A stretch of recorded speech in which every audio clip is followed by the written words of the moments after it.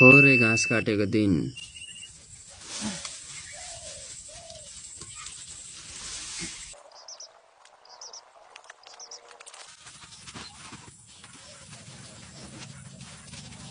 आमा आधी घाँस हालेर आधी डोको राख्दिएको छु है।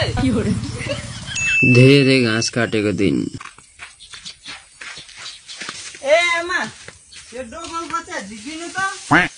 आमा ए आमा घरमा छैन त कहाँ गयो आमा। आमा आमा ए आमा आमा यहाँ पनि हुनुहुन्न त। यो चाहिएको बेलामा मान्छे नहुँदा चाहिँ कम्ता रिस उठ्दैन हौ। पक्कै पल्लो घर काकीकोमा जानुभयो होला। काकी ए काकी ए काकी के भयो भतिज? ए काका हाम्रो आमा यहाँ आउनु भएको छ? ए आमा र काकी त बजारतिर पो गएको छ। ए अनि कत्रो भारी बोकेको आमामामामा।